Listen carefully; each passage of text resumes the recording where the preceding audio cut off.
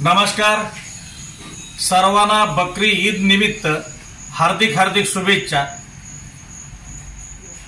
4 दिवसापूर्वी एक बातमी वाचण्यात आली की उमरखेड विधानसभा मतदारसंघाचे काँग्रेसचे इच्छुक उमेदवार साहेबराव कांबळे साहेब हे काँग्रेस पक्ष सोडून राष्ट्रवादी काँग्रेसमध्ये प्रवेश करणार आहेत आणि त्यांनी राष्ट्रवादी काँग्रेसचे ज्येष्ठ नेते शरद पवार साहेब यांची भेट घेतली अशा पद्धतीची एक चर्चा, एक वेगळा विषय सध्या उमरखेड विधानसभा मतदारसंघामध्ये चर्चेला जात आहे। आणि आपण कांबळे साहेबांकडूनच जाणून घेऊया की ह्या संदर्भात त्यांची भूमिका काय आहे आणि खरोखरच त्यांनी काँग्रेस पक्ष सोडून राष्ट्रवादी काँग्रेसमध्ये प्रवेश करणार आहेत का। तर पुढचा आवाज आहे कांबळे साहेबांचा। तर नमस्कार कांबळे साहेब। नमस्कार। तुम्हाला जनतेचा प्रश्न आहे की तुम्ही खरोखरच काँग्रेस पक्ष सोडून राष्ट्रवादी काँग्रेसमध्ये पक्षात प्रवेश करणार का, कारण तशा पद्धतीची बातमी वर्तमानपत्रात आलेली आहे आणि त्यामुळे जनतेमध्ये एक कुतूहल आणि एक चर्चेला उधाण आलेलं आहे। त्या संदर्भात आपण काय बोला। सर्वप्रथम सर्व मुस्लिम बांधवांना बकरी ईदच्या हार्दिक शुभेच्छा।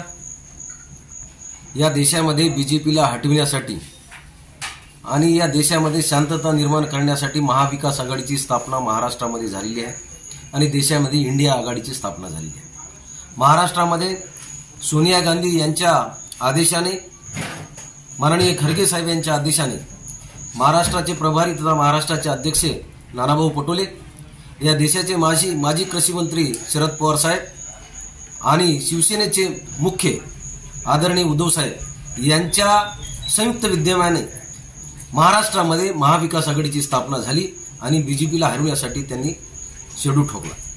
या निमित्तानं या गेल्या महिन्यामध्ये जे काही निवडणुकीचे निकाल हाती आलेले आहेत त्या निकालाच्या अनुषंगाने महाविकास आघाडीने आघाडी मारलेली आहे आणि घरचा आहे बीजेपीला दाखवलेला आहे, घरची वाट बीजेपीला दाखवलेली आहे।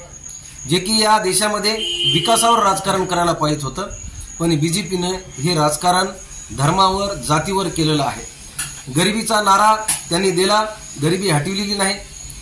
या देशामध्ये रोजगार निर्मिती केलेली नाही। जे काय भलं केलं तर त्यांनी मोठमोठ्या बिल्डरचं आणि मोठमोठ्या कंपनीवाल्यांचं भलं केलेलं आहे। त्याच्यामुळे सर्व जनता त्यांच्या नाराज होती, शेतकरी नाराज होता। त्या अनुषंगाने या इलेक्शनमधून त्यांना त्यांची वाट दाखवलेली आहे।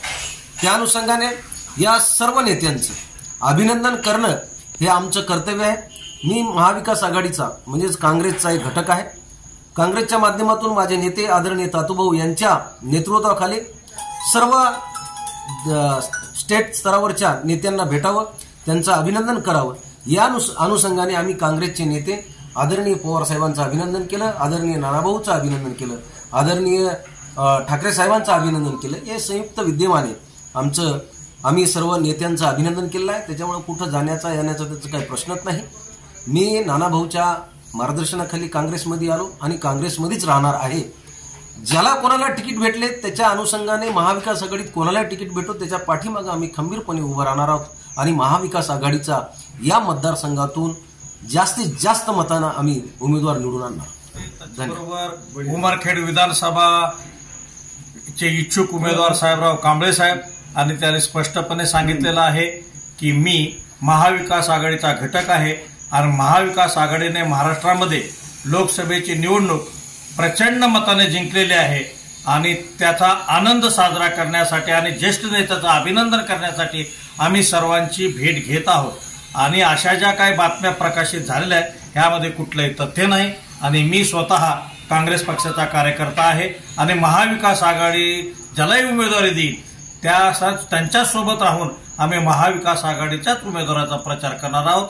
म्हणजेच त्यांनी जे अफवा सुटलेले आहेत त्यांचा जवळपास नकार दिलेला आहे आणि ते काँग्रेसमध्येच राहणार हे जवळपास आता त्यांनी निश्चितपणे उघडपणे स्पष्टपणे सांगितलेलं आहे। तर पुन्हा भेटूया आपण नव्या विषयासह।